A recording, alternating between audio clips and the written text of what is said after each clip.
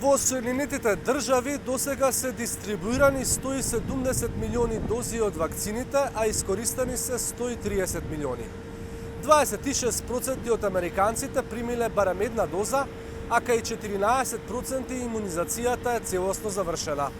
Сепак процесот не минува и без предизвици, особено кај малцинските заедници. Верски лидери јавно се вакцинираа во Националната катедрала во Вашингтон во обид да ја зголема довербата на американците во процесот на имунизација. Сепак многумина, особено припадниците на малцинските заедници, се уште се скептични. They have a higher incidence and prevalence of the underlying comorbidities which make it more likely that they will actually have a serious outcome from the infection. Иако 81% од афроамериканците сметаат дека пандемијата е сериозна закана за јавното здравје, само 61% сакаат да бидат имунизирани, покажува и новото истражување на јавното мислење.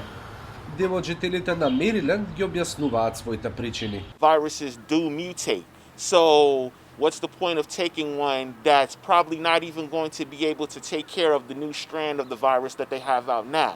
I would say there's a side of, I like to call healthy skepticism, because I just don't want to put anything in my body. There's still going to be skepticism because of the historical nature of how the United States of America has basically experimented on African American people.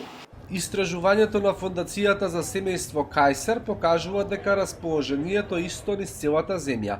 Афроамериканците и латиноамериканците се вакцинираат со поспоро темпо од останатите.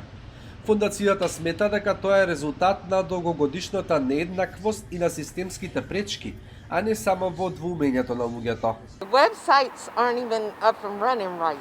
I mean, y'all got to fix your websites for people to really get the real information. Надлежните велат дека се прават напори за надминување на проблемите. We're putting into the pharmacies doses of vaccines in pharmacies that are located in areas of high density of minorities.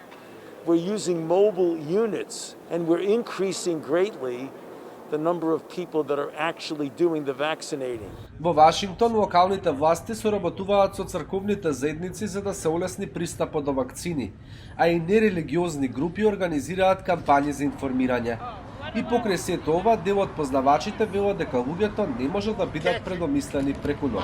Some people are just still not convinced, and it's because they never really been exposed to a decent healthcare to understand to take care of yourself, to protect yourself, that this thing is serious because they have no education on well-being. Во моментов во САД во просек секој ден се даваат по 2,5 милиони вакцини.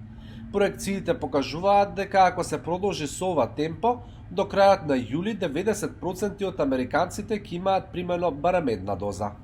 Председателот Џо Бајден неодамна изјави дека се надева од Соединетите држави ќе го дочекаат 4 јули, денот на независноста, ослободени од вирусот. За Алфа, од Гласот на Америка, Никола Крстик во Вашингтон.